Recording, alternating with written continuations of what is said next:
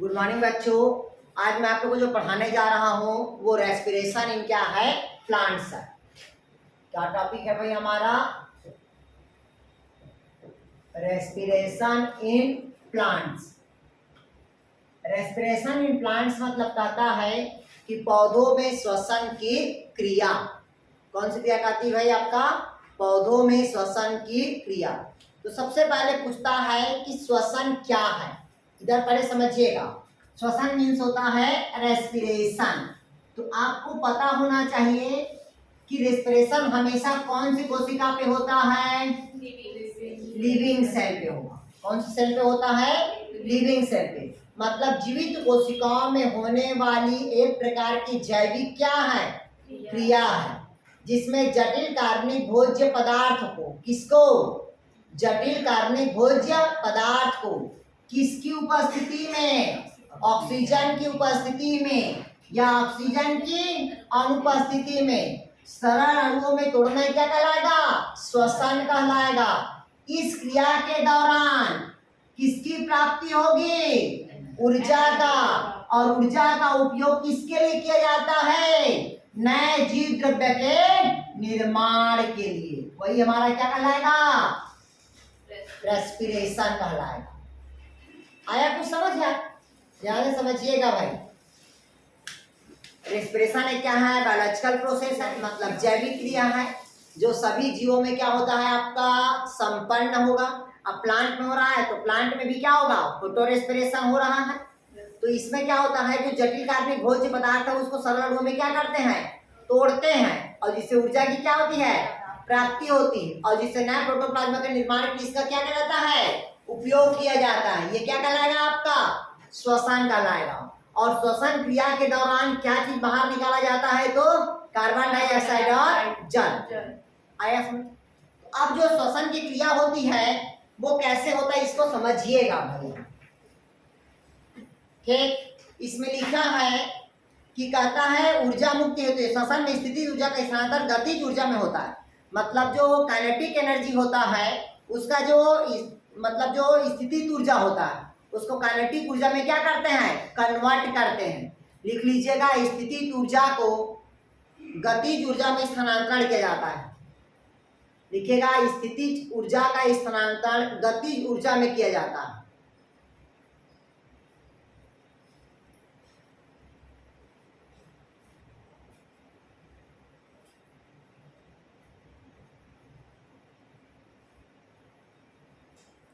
हो गया था क्या?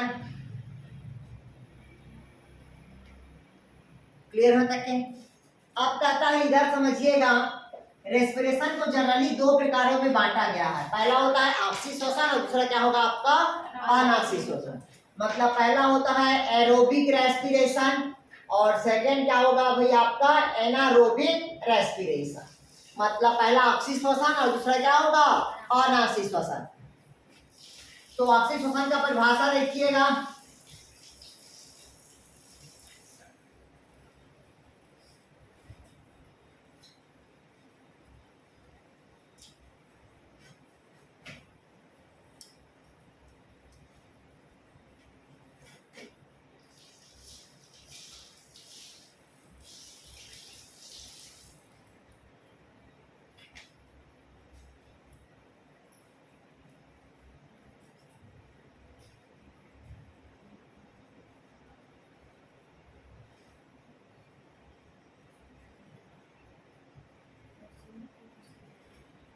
इधर दोनों को समझिएगा। पहला कहता है एनारोबिक, मतलब सॉरी पहला क्या होता है? एरोबिक। एरोबिक मीन्स होता है ऑक्सीजन श्वसन। दूसरा क्या होगा आपका? अनऑक्सीजन श्वसन। तो पहला अपन क्या देखते हैं भाई? ऑक्सीजन श्वसन। कौन श्वसन कहता है भाई? ऑक्सीजन श्वसन। तो इधर समझिएगा, सर्वप्रथम क्या उपस्थित है? कार्बोहाइड्रेट। ये क्या है? ग्लूकोज है। कितने मॉलिक्यूल वाला है? तो एक मॉलिक्यूल वाला है। कितने कार्बन वाला है? तो 6 कार्बन वाला है। अब ये कार्बोहाइड्रेट किसकी प्रेजेंट में कहता है? ऑक्सीजन की प्रेजेंट में। जब टूटता है तो क्या बनाता है? कार्बन डाइऑक्साइड, और दूसरा क्या बनता है? जल। और इस क्रिया के दौरान कितना एटीपी की प्राप्ति होती है? 38 एटीपी का, मतलब 38 एटीपी का क्या होगा? निर्माण होगा। मतलब कहता है ऑक्सी श्वसन वह श्वसन है जो जटिल कार्बनिक भोज्य पदार्थ को ऑक्सीजन की उपस्थिति में सरल अणुओं में तोड़ना ही क्या कहलाएगा? ऑक्सी श्वसन। इस क्रिया के दौरान कितना एटीपी का निर्माण होगा? 38 एटीपी। मतलब कार्बोहाइड्रेट के एक मॉलिक्यूल जब टूटता ऑक्सीजन की प्रेजेंट में तो कितना एटीपी का निर्माण हुआ? 38 एटीपी का। वही पास कहता है अनऑक्सी श्वसन। कौन सा श्वसन कहता है? अनऑक्सी श्वसन। तो ये कहता है जटिल कार्बनिक भोज्य पदार्थ को ऑक्सीजन के क्या होगा? अपसेंट में तो टूटेगा तो क्या बनेगा? Ethyl alcohol. क्या बनेगा? Ethyl alcohol. क्या बनेगा भाई? एथिल अल्कोहल प्लस क्या बना? Carbon dioxide. कितना एटीपी बाहर निकालेगा? 2 एटीपी। तो ये ऑक्सीजन की एब्सेंट में कितना एटीपी निकलेगा? 2 एटीपी। और ऑक्सीजन की प्रेजेंट में कितना एटीपी निकलेगा? तो 38 एटीपी। क्लियर होता क्या? आया समझ? नहीं आया? आ गया? चलिए आगे बढ़िए।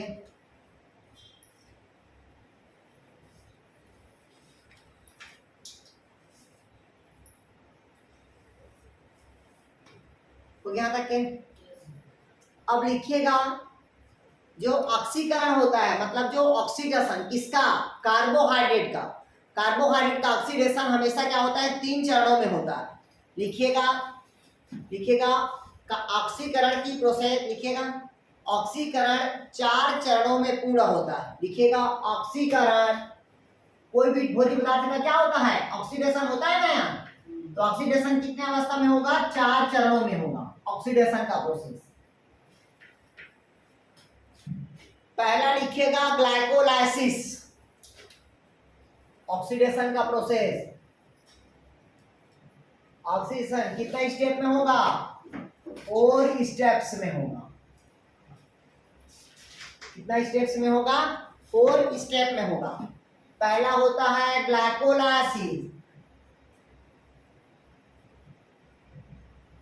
पहला कौन सा प्रोसेस होगा? ग्लाइकोलाइसिस। दूसरा लिखेगा oxidation of pyruvic acid. Oxidation of pyruvic acid. Oxidation of क्या होगा? Pyruvic acid. तीसरा लिखिएगा टीसीए साइकिल। टीसीए मतलब समझते हो? ट्राई कार्बोक्सिलिक एसिटिक एसिड, या इसी को कहते हैं क्रेब्स साइकिल। कौन साइकिल कहेंगे? Krebs cycle. और चौथा लिखिए आप लोग ऑक्सीडेटिव फास्फोरिलेशन एवं इलेक्ट्रॉन ट्रांसपोर्ट। लिखिएगा ऑक्सीडेशन, फास्फोरिलेशन, इलेक्ट्रॉन ट्रांसपोर्ट। लिखिएगा oxidation, phosphorylation and electron transport.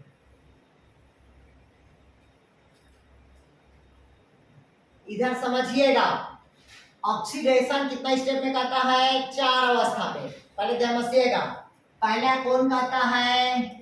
Glycolysis. पहला क्या कहता है? ग्लाइकोलाइसिस। दूसरा क्या होगा? पायरुविक एसिड का क्या होगा? ऑक्सीडेशन होगा। फिर कौन साइकिल चलेगा? TCA cycle. फिर किसका ट्रांसपोर्ट होगा? इलेक्ट्रॉन का क्या होगा? ट्रांसपोर्ट होगा। चारों के सीक्वेंस को समझिए, फिर आगे पढ़ते हैं इसका डीप में। इधर समझ लीजिएगा, ये प्रियंका का शरीर है। शरीर मतलब एक कोशिका। मल्टी सेलर तो है हमारा शरीर, लेकिन हम बात कर रहे हैं कहाँ पास? अभी सेल की बात कर रहे हैं। तो ये सेल है, तो ये क्या दिख रहा है? सेल मेम्ब्रेन दिख रहा है।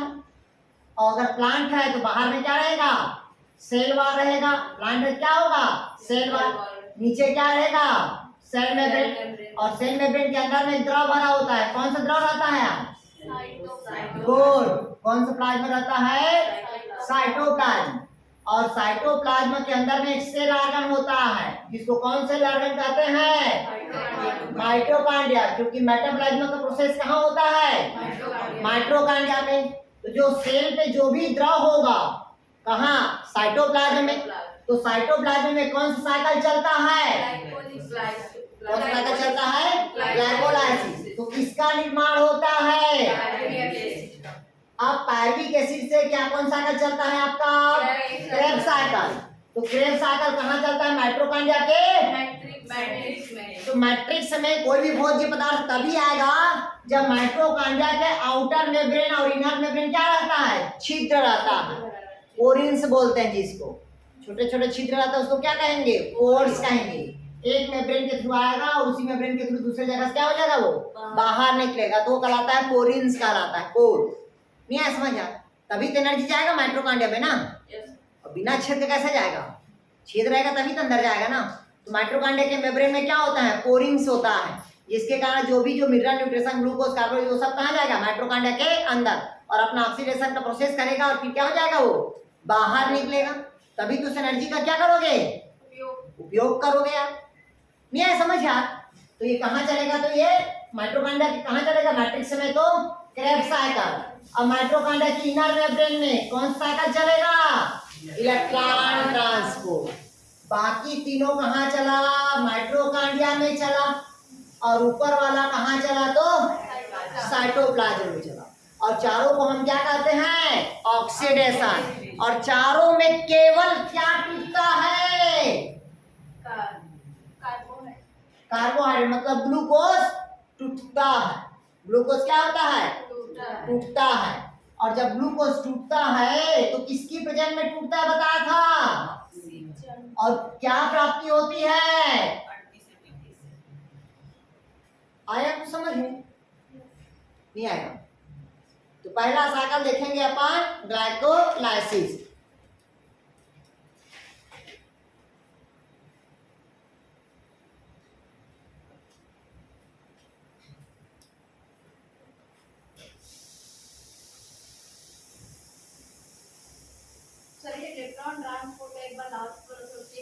इलेक्ट्रॉन ट्रांसपोर्ट जैसे कि ईटीएस, 2 इलेक्ट्रॉन और 2 प्रोटॉन होता है।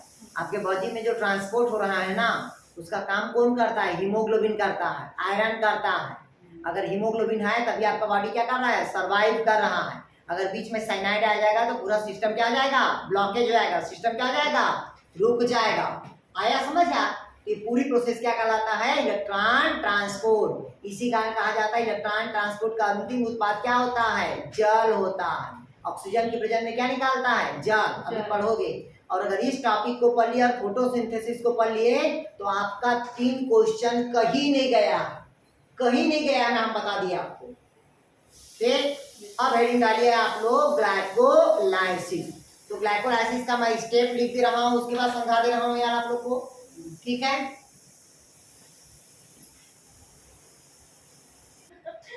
चलिए ध्यान से सुनिएगा। सबसे पहले क्या कहता है? Glycolysis cycle. तो आपके दिमाग में होना चाहिए कि ग्लाइकोलाइसिस क्या है। अब हम पढ़ाते जा रहे हैं, ध्यान से सुनते चले जाएंगे। सबसे पहले ये देखिएगा, ये जो ग्लाइकोलाइसिस होता है कौन साइकिल कहता है भाई? ग्लाइकोलाइसिस। तो ग्लाइकोलाइसिस में क्या होता है? ये जो ग्लाइकोलाइसिस का जो चक्र होता है ये कहाँ चलता है पूछेगा तो साइटोप्लाज्म में, मतलब कोशिका द्रव्य में यह साइकिल चलता है, जिसको हम क्या कहते हैं? ग्लाइकोलाइसिस। ग्लाइकोलाइसिस क्रिया में ऑक्सीजन की उपस्थिति नहीं होता, मतलब ऑक्सीजन की आवश्यकता नहीं होती किसको चलाने के लिए? तो ग्लाइकोलाइसिस साइकिल को चलाने के लिए। पहला पॉइंट बताया, ग्लाइकोलाइसिस की क्रिया कहाँ होती है? कोशिका द्रव्य पे।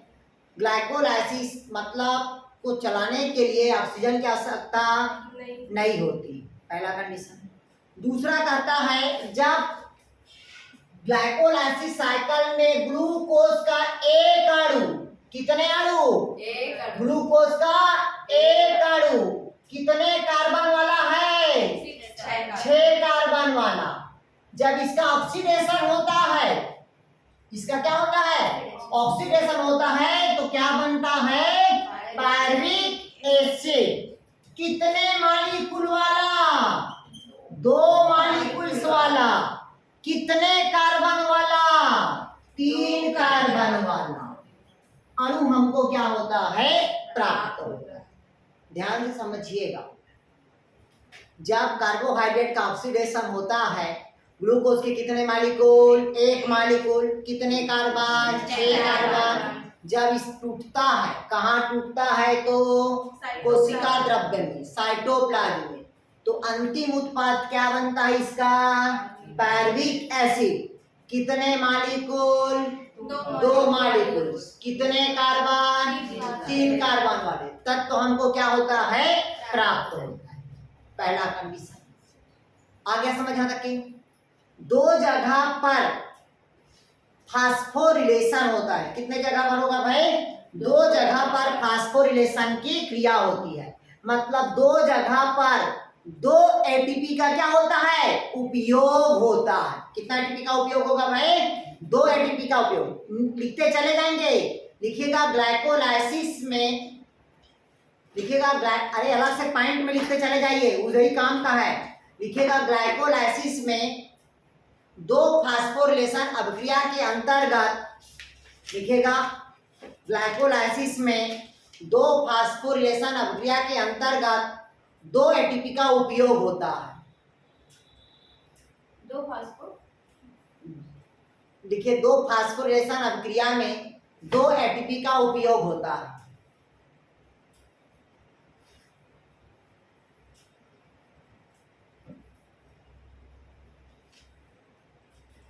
लिखिएगा दूसरा पॉइंट, लिखिएगा 3 फास्फोग्लिसरिक एसिड का निर्माण होता है। लिखिएगा 3 फास्फोग्लिसरिक एसिड का निर्माण होता है। लिखिएगा 3 फास्फोग्लिसरिक एसिड का निर्माण होता है। तो 2 एटीपी का निर्माण होता है।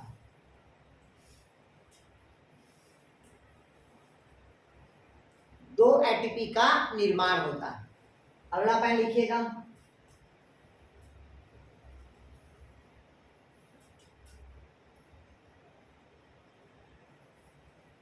लिखे लिखिएगा जब पायरुविक एसिड का निर्माण होता है, लिखिएगा जब पायरुविक एसिड का निर्माण होता है तो पुनः 2 एटीपी का निर्माण होता है। पुनः 2 एटीपी का निर्माण होता है।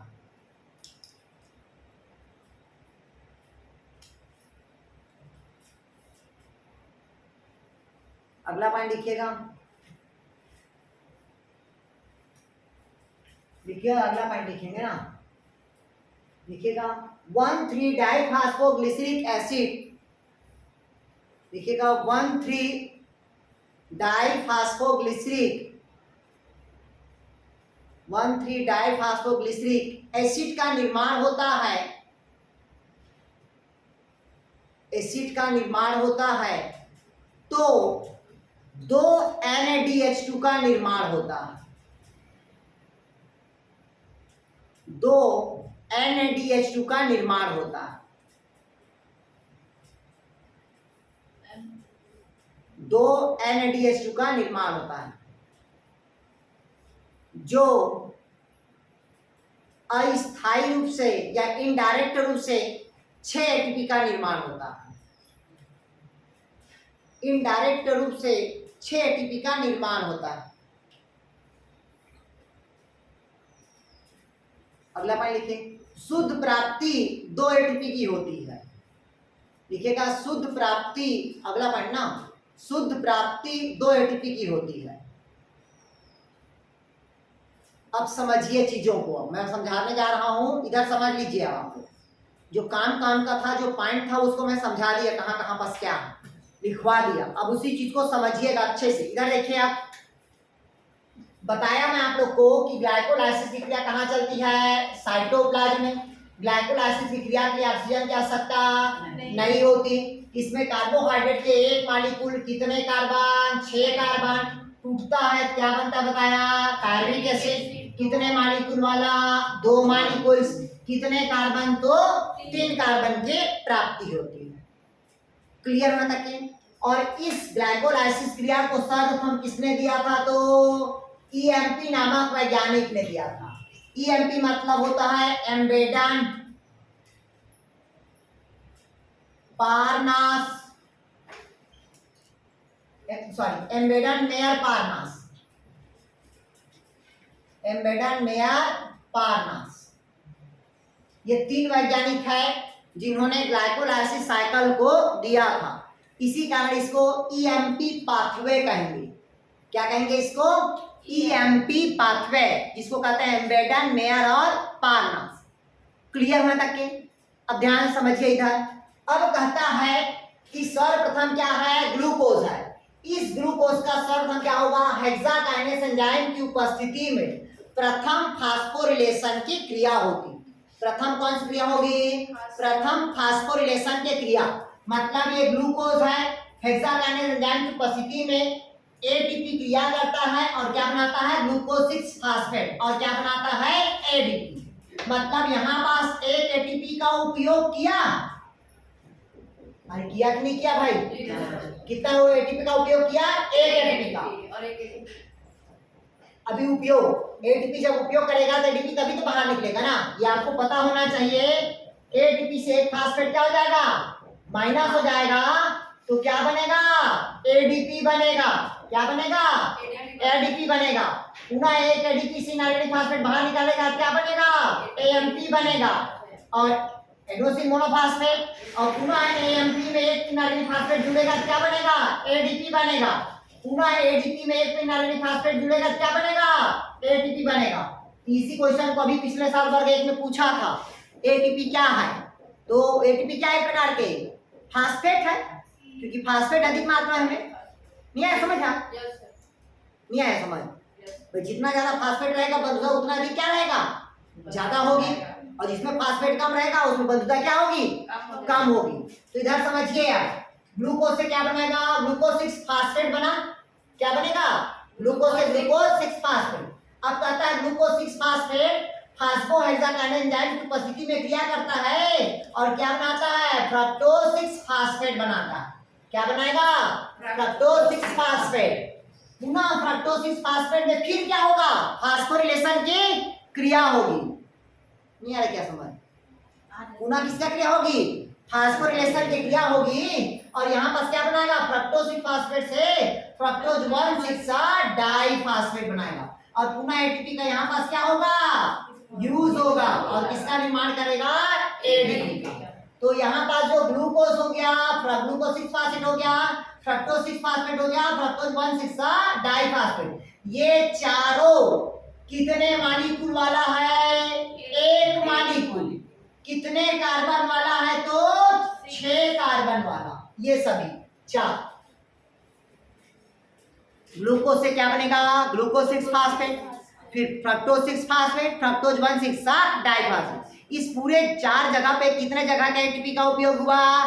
2 जगह का। मतलब क्या हुआ वहां पर? से फोटोफास्फो या रिलेशन हुआ। आया समझ? और आया कि नहीं आया भाई? अब कहता है कि फ्रक्टोज 1,6 डाइफास्फेट एल्डोलेज एंजाइम की उपस्थिति में क्रिया करता है और क्या बनाता है? Phosphoglyceric aldehyde. और क्या बनाता है? डाइहाइड्रोक्सिन एसीटोन फास्फेट बनाता है। किसकी उपस्थिति में? एल्डोलेज एंजाइम की उपस्थिति में। फ्रक्टोज 1,6 डाइफास्फोरेट एल्डोलेज एंजाइम की उपस्थिति में क्रिया करके क्या बनाएगा? फास्फोग्लिसराइड एल्डिहाइड बनाया, पहला। दूसरा, फ्रक्टोज 1,6 डाइफास्फोरेट एल्डोलेज एंजाइम की उपस्थिति में क्रिया करता है और क्या बनाता है? डाइहाइड्रोक्सिन एसीटोन फास्फेट। दोनों बनाया एल्डोलेज एंजाइम की उपस्थिति में। नहीं है समझ? और यही पास क्या करता है फिर? अब 3-फास्फोग्लिसरिक एल्डिहाइड और डाइहाइड्रोक्सिन एसीटोन फास्फेट क्या करेगा? आइसोमरेज एंजाइम की उपस्थिति में क्रिया करता है और क्या बनाता है? 1,3-डाइफास्फोग्लिसरिक एसिड बनाता है। और इसी जगह पर क्या होता है? डिहाइड्रोजिनेज होता है। यही पास हुआ ना? 2NAD से क्या बना? 2NADH2 बना। क्लियर हुआ था क्या? अब पुनः कहता है, अब यहाँ पास 1,3-डाइफास्फोग्लिसरिक एसिड से यहाँ पर देखेगा, अब क्या बनेगा? 3-फास्फोग्लिसरिक एसिड बना। तो यहीं पास 2 एडीपी से क्या बनेगा? 2 एडीपी का। यहाँ पास 2 एडीपी का क्या हुआ था? उपयोग हुआ था। 2 एटीपी का क्या किया था? यूज किए थे। यहाँ पर कितना एटीपी बना? 2 एटीपी। किससे? 1,3-डाइफास्फोग्लिसरिक एसिड से क्या बनेगा? 3-फास्फोग्लिसरिक एसिड बना। बना कि नहीं बना? Yes, तो 2 एटीपी का निर्माण हुआ। पुनः कहता है 3 फास्फोग्लिसरिक एसिड से क्या होगा? फास्फोग्लिसरीन में म्यूटेस एंजाइम की उपस्थिति में क्रिया करता है और 2 फास्फोग्लिसरिक एसिड का क्या करेगा? निर्माण करेगा। पुनः 2 फास्फोग्लिसरिक एसिड एनोल एंजाइम की उपस्थिति में क्रिया करता है और जल को बाहर निकालता है और क्या बनाता है? 2 फास्फोइनोल पायरुवेट एसिड बनाता है। और पुनः 2 फास्फोइनोल पायरुविक एसिड से 2 एडीपी से उपयोग करके कितना एडीपी का निर्माण करता है? 2 एडीपी का। और क्या बनाता है? Pyruvic acid. मतलब 2 एटीपी क्या किया? यूज किया और 4 एटीपी का क्या किया? निर्माण किया। तो 4 एटीपी माइनस 2 एटीपी, तो प्रॉफिट कितना हुआ रे? 2 एटीपी। तो 2 एटीपी कैसा प्रॉफिट हुआ? शुद्ध रूप से। और यहाँ पास कितना बना है? क्या बना यहाँ पास से? 2NADH2 बना है। क्या बना है? 2NADH2। तो बताया था 1 NADH2 पर कितना एटीपी होगा? 3। तो 3 दूनी कितना हो जाएगा? 6 एटीपी। तो ये जो 6 एटीपी होगा वो कैसा प्राप्त होगा? इनडायरेक्ट रूप से। तो 6 और 2 8 एटीपी का क्या होगा? निर्माण होगा। नहीं आया क्या समझ? अब ध्यान से समझिए, हम जो बता रहे हैं उसको पूरे साइकिल के चक्र को याद करने के लिए इसका टेक्निक देखिए। आप इधर टेक्निक देखिए, आप इसको कैसे याद करते हैं इधर समझ लीजिए। अब आप लोग, अब हम बता रहे हैं उसको याद रखना। इधर समझिए आप लोग, इधर समझ लीजिए भाई, ध्यान से सुनिएगा। सबसे पहले हमारे पास दिमाग में आता है क्या? ग्लूकोज। इधर समझ लीजिएगा, ये ग्लूकोज से क्या बनता है? ग्लूकोज 6 फास्फेट बना कि नहीं बनाया? यहाँ पास किसका उपयोग करेगा बोला था? एटीपी का। बनाया क्या? एटीपी। क्लियर ना तक? फिर ग्लूकोज 6 फास्फेट क्या बनाता है? Fructose 6 phosphate. फिर फ्रक्टोज से क्या बनता है? Fructose 1,6 diphosphate. यही पास क्या करेगा? एटीपी का उपयोग करता है और क्या बनाता है? एडीपी।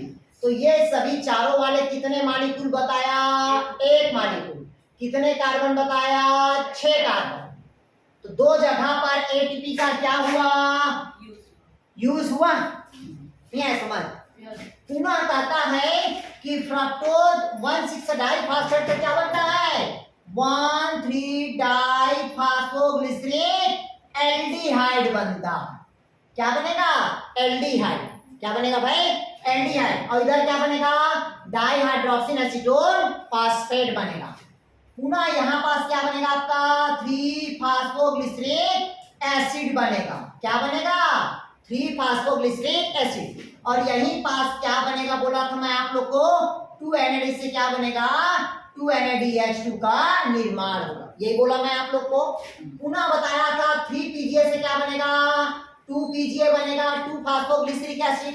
फिर 2 फास्फोग्लिसरिक एसिड से बताया था 2 फास्फोइनोल पायरुविक एसिड। और अंत में क्या बताया था मैं आप लोग को? Pyruvate acid.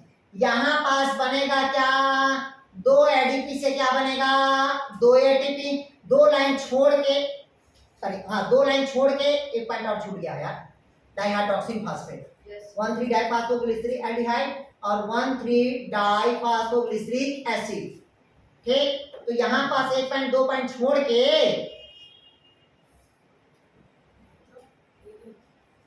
3PGA हुआ। तो यहाँ पास 1 और 2 लाइन छोड़ के तीसरा नंबर पे पुनः क्या करता है? 2 एडीपी से क्या बनेगा? 2 एटीपी का निर्माण करेगा। और यहाँ पास 2 NAD से क्या बनता है आपका? 2 NADH2। अब ध्यान समझिए कैसे बनता है। पहला क्या था? ग्लूकोज था। ग्लूकोज 6 फास्फेट बना, फ्रक्टोज 6 फास्फेट बना, फ्रक्टोज 1,6 डाइफॉस्फेट। ये चारों कितने मॉलिक्यूल? 1 molecule 6 carbon. उसके बाद बना क्या? 1,3 डाइफॉस्फोग्लिसरिक मतलब एल्डिहाइड बना। हाँ सॉरी, हाँ मतलब 3 फास्फो क्या है भाई आपका? हाँ 3 फास्फोग्लिसरिक एल्डिहाइड है। क्या है भाई? 3 फास्फोग्लिसरिक एल्डिहाइड। उसके बाद बना क्या आपको? मतलब फिर 1,3 डाइफॉस्फोग्लिसरिक एसिड बना। फिर उसके बाद क्या बनेगा? 3 फास्फोग्लिसरिक एसिड, फिर 2 फास्फोग्लिसरिक एसिड, फिर 2 फास्फोइनोल पायरुविक एसिड और अंत में क्या बनेगा? Pyruvic acid. तो इधर का जितने भी है वो कितने मॉलिक्यूल वाला होगा बोला था?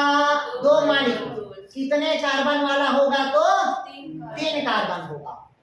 क्लियर हुआ। अब हमको याद क्या रखना है, दो जगह पर किसका उपयोग होगा बोला था, एटीपी का उपयोग, और चार जगह मतलब दो जगह पर दो दो एटीपी का क्या होगा, निर्माण होगा। तो दो दो एटीपी मतलब टोटल कितना हुआ आपका, 4 एटीपी क्या हुआ, बना कि नहीं बनाया। तो 4 एटीपी माइनस कितना हो जाएगा, 2 एटीपी बचा कितना, ये हमको कैसा प्राप्त हुआ, शुद्ध रूप से प्राप्त हुआ। और एक NADH2 पर कितना एटीपी होता है, 3, तो 2 NADPH2 पर कितना होगा, 6 एटीपी। ये कैसा प्राप्त होगा, इनडायरेक्ट रूप से प्राप्त हुआ। इस प्रकार टोटल ग्लाइकोलाइसिस में कितना एटीपी का निर्माण हुआ पूछेगा तो 8 एटीपी। अच्छा उसको भी जोड़ेंगे, 2 को नहीं जोड़ेंगे, शुद्ध को। और इनडायरेक्ट कितना था आपका 6, क्योंकि एक NADPH कितना एटीपी होता है, 6 और इधर 2 प्राप्ति हुआ है शुद्ध, तो कितना हो गया टोटल 8। तो ग्लाइकोलाइसिस पूरे साइकिल में कितना एटीपी का प्राप्त होगा तो 8 एटीपी का। अब कहाँ कहाँ हुआ उसका स्टेप लिख लो, चलो।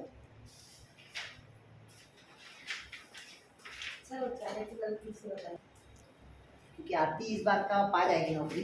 इधर देखिएगा, सबसे पहले कहता है ग्लाइकोलाइसिस एट ए ग्लांस, मतलब ग्लाइकोलाइसिस का हम एक बार में रूपरेखा देखते हैं। बोलते हैं ना किसी के यहाँ जाते हैं तो एट ए ग्लांस, हमने एक ग्लांस लगा रहा था, उससे पता चल जाता है कि वो क्या है। तो सबसे पहले दिमाग में आना चाहिए, देखिएगा ये क्या लिखा है, इनपुट, और दूसरा क्या है, आउटपुट, और अंत में क्या है आपको प्रॉफिट। जैसे कि आप 100 रुपया क्या किए, लगाए, कितना रुपया लगाए, 100 रुपया, आपको आउटपुट कितना मिला, 200 रुपए। तो आपका खर्चा हुआ इसमें, कितना खर्चा हुआ, 100 रुपया खर्चा है, 100 रुपया आने जाने का हुआ, 50 रुपया मान लो खर्चा हो गया, तो बचा कितना 50। तो वो 50 रुपया ही आपका क्या होगा, प्रॉफिट होगा। आया समझ का, ये थोड़ा थोड़ा चल रहा है, ऐसे लगता है थोड़ा थोड़ा चलता है। क्लियर हुआ तक के। तो इधर देखिए, उसी प्रकार से हम ग्लूकोज क्या लिए, इनपुट किए, कितने मॉलिक्यूल वाला, 1 मॉलिक्यूल, कितने कार्बन वाला, 6 कार्बन। तो हमको आउटपुट क्या हुआ, पैल्विक एसिड, कितने मॉलिक्यूल वाला, 2 मॉलिक्यूल, कितने कार्बन वाला, 3 कार्बन वाला। आया समझ, प्रॉफिट कुछ हुआ क्या, नहीं हुआ। दूसरा कहता है एटीपी के कितने अणु लिए हम, 2 अणु। एटीपी के कितने अणु लिए हम, 2 अणु। तो हमको एटीपी के कितने अणु प्राप्त हुआ, 4 अणु। कितने अणु प्राप्त हुआ, 4 अणु। तो हमको प्रॉफिट कितना हुआ, एटीपी के 2 अणु। अब एटीपी के कितने अणु यहाँ पास लिए हैं, 4 अणु। तो कितना एटीपी बाहर निकाले, 2 एटीपी। कुछ प्रॉफिट हुआ क्या, नहीं हुआ। यहाँ पास NAD के कितने अणु लिए, 2 अणु। NADH के कितने अणु प्राप्त हुआ, 2 अणु। तो NADH के कितने अणु प्राप्त हुआ, 2। तो 2 NADH पावर कितना होता है, 3। तो इनडायरेक्ट रूप से कितना प्रॉफिट हुआ, 6, और 2 एटीपी यहाँ प्राप्त हुआ, तो 6 तो टोटल कितना हुआ, 8 हो गया। तो हमको टोटल प्रॉफिट कितना एटीपी हुआ, 8 एटीपी हुआ। पुनः कहता है 2 कार्बनिक फास्फेट लिए थे, कितना कार्बनिक फास्फेट लिए थे, 2। तो हमको क्या प्राप्त हो, 2 अणु जल बाहर निकाले ना भैया। फिर हमको क्या चीज प्राप्त हुआ, हाइड्रोजन फास्फेट के 2 अणु अपने को क्या हुआ, प्राप्त हुआ। इसको पढ़ोगे तब भी ठीक है, नहीं पढ़ोगे तब भी ठीक है। ये वाला 2 एटीपी हमको शुद्ध प्राप्ति होता है, और 6 एटीपी हमको क्या होता है, इनडायरेक्ट प्राप्त होता है। यही काम का है, बाकी सब बेकार है। आया समझ। और इस साइकिल के किसको याद रखना है, तो सीक्वेंस को अपने को याद रखना। ठीक, अब अगला साइकिल लिखिए आप लोग, क्रेब्स साइकिल। अगला लिखिएगा क्रेब्स साइकिल, या उसी को बोलते हैं TCA साइकिल। चलिए लिखिएगा क्रेब्स साइकिल और TCA साइकिल। इधर देखिएगा कौन साइकिल कहता है, TCA साइकिल। TCA साइकिल को कहा जाता है ट्राई कार्बोक्सिलिक एसिड कहते हैं। क्या कहते हैं भाई, ट्राई कार्बोक्सिलिक एसिड, मतलब जिसको हम कहते हैं TCA साइकिल कहते हैं। TCA साइकिल को सर्वप्रथम किसने देने का श्रेय जाता है, क्रेब्स नामक, मतलब हैंस नामक वैज्ञानिक ने दिया था। ठीक, जिसको कहते हैं हैंस क्रेब्स। इस कारण चक्र को हम क्या कहते हैं भाई, हैंड्स क्रैब साइकिल या TCA साइकिल कहते हैं, जिसमें 4 कार्बन वाले क्या होते हैं, तत्व होते हैं। तो सबसे पहले देखिएगा, और जो क्रेब साइकिल चलता है ये माइटोकॉन्ड्रिया के मैट्रिक्स में चलता है। कहाँ चलता है क्रेब साइकिल, तो माइटोकॉन्ड्रिया के मैट्रिक्स में चलता है। फिर कहता है इसमें इसका जो प्रारंभ होता है वो ऑक्जेलो एसिटिक एसिड से प्रारंभ होकर क्या बनता है आपका, साइट्रिक एसिड का निर्माण होता है। अगर आपसे पूछेगा कि TCA साइकिल का पहला उत्पाद क्या होता है, तो क्या होता है आपका, साइट्रिक एसिड होगा, जो कितने कार्बन वाला तत्व होगा, तो 6 कार्बन वाला तत्व होगा। इधर समझिए, आप सर्वप्रथम ये आपका कोशिका, कोशिका मतलब सेल है, सेल के अंदर द्रव मतलब क्या है आपका, साइटोप्लाज्म है। साइटोप्लाज्म में कौन सा साइकिल चलेगा बोला था मैं आप लोग को, ग्लाइकोलाइसिस, जिसमें ग्लूकोज के एक अणु टूटता है तो किसका निर्माण होता है, पायरिक अम्ल का। कितने मालिक्यूल बताया था, 2 मालिक्यूल। कितने कार्बन बताया था, तो 3 कार्बन। क्लियर हो तक? अब 3 कार्बन में से 1 कार्बन डाइऑक्साइड क्या निकल गया, तो बचा कितने कार्बन, 2 कार्बन। तो पायरुविक एसिड NAD से क्रिया करता है और पायरुविक डिहाइड्रोजन एंजाइम की उपस्थिति में क्रिया करता है और क्या बनाता है, एसिटाइल को एंजाइम का क्या करेगा, निर्माण करेगा। किसका निर्माण करेगा, एसिटाइल को एंजाइम का निर्माण करेगा। किसका निर्माण करेगा, एसिटाइल को एंजाइम का निर्माण करेगा, जो कितने कार्बन वाला रहेगा, 2 कार्बन। और यहाँ से एसिटाइल को एंजाइम का निर्माण करता है, यहाँ से जल क्या होता है, अंदर आता है, और जल की उपस्थिति में ऑक्जेलो एसिटिक एसिड और एसिटाइल को एंजाइम ये दोनों क्रिया करता है और किसका निर्माण करता है, साइट्रिक एसिड का। तो TCA साइकिल का पहला उत्पाद क्या होगा, साइट्रिक एसिड। कितने कार्बन वाला, 6 कार्बन, क्योंकि 4 कार्बन वाला कौन हुआ, ऑक्जेलो एसिटिक एसिड, और 2 कार्बन वाला कौन होगा, एसिटाइल को एंजाइम। दोनों मिलकर कितने कार्बन बना दिया, 6 कार्बन। तो 6 कार्बन वाला कौन सा तत्व बना, साइट्रिक एसिड। पुनः साइट्रिक एसिड एकोनेट्रेज एंजाइम की उपस्थिति में क्रिया करता है और क्या बनाता है, सीस एकोनेट्रिक एसिड बनाता है और जल को क्या कर देता है, बाहर कर देता है। क्लियर हुआ? पुनः सीस एकोनेट्रिक एसिड एकोनेट्रेज एंजाइम की उपस्थिति में क्रिया करता है और क्या बनाता है, आइसोसाइट्रिक एसिड बनाता है। क्या बनाता है भाई, आइसोसाइट्रिक एसिड।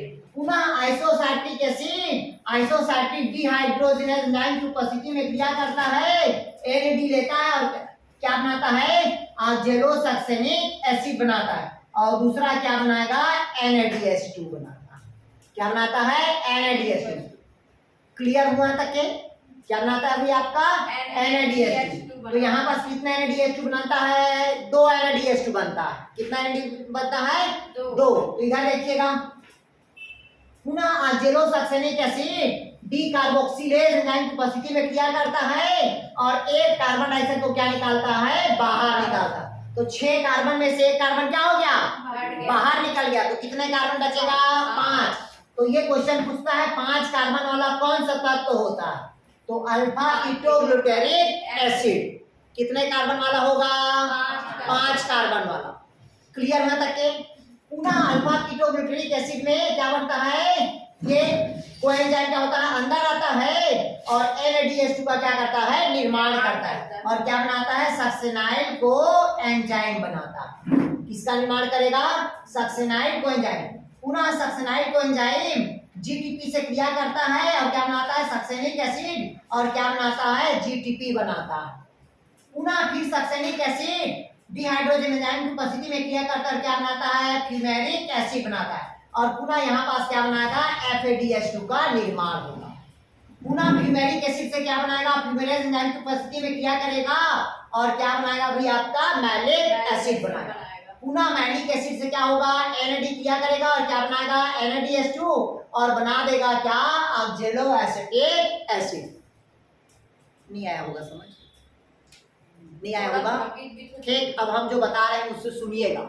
इसे समझ नहीं आया होगा तो हम एकदम शॉर्टकट वाले बता रहे हैं जिससे एकदम क्लियर समझ आ जाएगा आपको। ठीक, इधर समझिए अब इसको। इससे समझ नहीं आया होगा, हम समझ गए आप लोग को। ठीक, अभी जो समझा रहे हैं उससे समझिएगा। वो शॉर्टकट है, उससे शॉर्टकट में आप लोग को एक बार में समझ आएगा। इधर समझिए। सर्वप्रथम कहता है ग्लाइकोलाइसिस के अंतिम उत्पाद क्या बताया था मैं आप लोग को? Pyruvic acid. ये क्लियर हुआ। पायरुविक एसिड से क्या बनेगा बताया था? Acetyl co enzyme. ये बना एसिटाइल को एंजाइम। ठीक है, फिर यहाँ पास कहता है ऑक्जेलो एसिटिक एसिड। कितने कार्बन वाला है? 4 कार्बन। यहां से कोई एंजाइम क्या हो जाएगा? बाहर निकल जाएगा। तो कितने कार्बन वाला था? 2 कार्बन वाला। तो 2 कार्बन ए और 4 कार्बन ए, कितने कार्बन हो गया? 6 कार्बन। तो 6 कार्बन वाला जो पहला तत्व बनेगा वो क्या बनेगा? सी। सी मतलब क्या होगा? Citric acid. और साइट्रिक एसिड से पुनः क्या बनता है?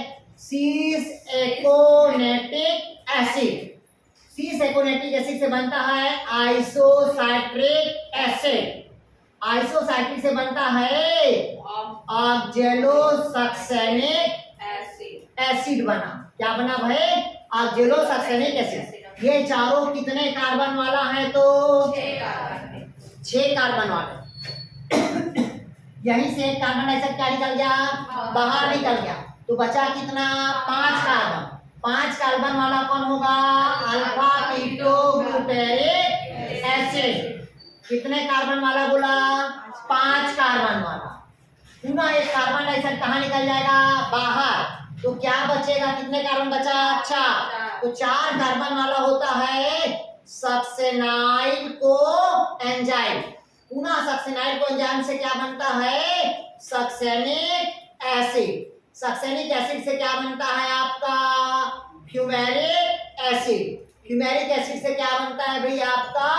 मैलिक एसिड बना। ये क्लियर हुआ यहाँ तक के? कुछ नहीं था, ये देखिएगा। CCIO, CCIO alpha glutaric acid, SSFMO।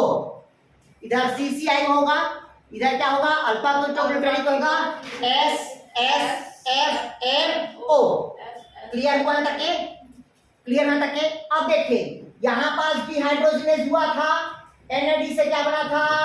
NADH2 बना था। मतलब यहाँ पास कितना हुआ? 2। मतलब कितना एटीपी बनेगा इनडायरेक्ट रूप से? 6 एटीपी बना। एक NAD 3 होता है तो 3 दूनी कितना होगा? 6। एक यहाँ पास आप लोग को बोला था मैं आप लोग को, यहाँ पास सॉरी यहाँ पास क्या बनेगा? NAD से क्या बनेगा? NADH2 बनेगा। तो कितना एटीपी बना यहाँ पास? 6 एटीपी बोला। एक कार्बन से जहां पास निकलता है तो 6 एटीपी बनता है। बोला था आपको NAD से क्रिया करता है और क्या बनाता है?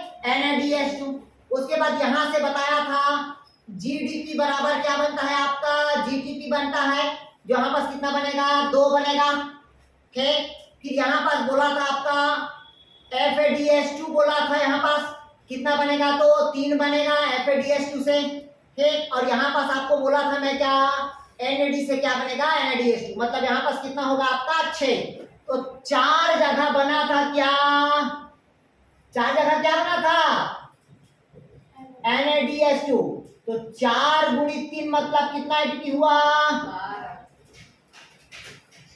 नहीं आया समझ आ भैया? एक एटीपी NADH कितना होगा आपका? 3 होता है। तो 4 जगह क्या बना था? NADH बना था। तो 4 दूनी कितना होगा? 8। और 8 किया कितना हो गया? 24 एटीपी। ये किसके थ्रू बना है आपका? NADH2। कितने जगह बना था बोला था? तो 4 जगह बना था ना यार। मतलब 4 जगह बना है। 4 गुणी कितना होगा? 2 बराबर कितना हुआ? 8। तो 8 किया कितना होगा? 24 एटीपी बना। ये देखो ना, एक यहाँ पास हुआ, एक यहाँ पास हुआ, एक यहाँ पास और एक यहाँ पास। 6 जगह बना ना यार। तो 6 जगह कितना हुआ? 24 एटीपी हुआ। एक जगह क्या बोला? GTP बोला था। तो 2 GTP बनता है। तो भाई यहाँ पास क्या है? GTP है। और कितना GTP है आपका? 2 है। कितना भी आपका दो 2 है ना, सर जीडीपी को देखिए तो 2 बनता है ना, 1 जीडीपी है मतलब 2 है वहां पास है। अच्छा ठीक, और कितना एफईडीएच2 है तो 2 बोला था, तो वहां पास कितना हो जाएगा आपका 4, तो 4 क्या हो जाएगा एफएडीएच, तो 24 और 6 कितना हो जाएगा, टोटल कितना एटीपी बना 30 एटीपी, ऐसे बोर्ड में लिखा था। और 8 एटीपी कहाँ लिखा था आपको, ग्लाइकोलाइसिस में। तो कार्बोहाइड्रेट के जब एक मॉलिक्यूल टूटता है तो कितना एटीपी की प्राप्ति हुआ, 38 एटीपी का। और इसी को पूछता है किसके किसके मध्य हुआ एटीपी और जीटीपी का निर्माण। इधर समझिएगा इसको, अभी लिखवा देंगे इसको। चलिए पहले ये समझ आ गया क्या, ठीक, इसका चलिए चार्ट लिखिए, उसको समझिएगा।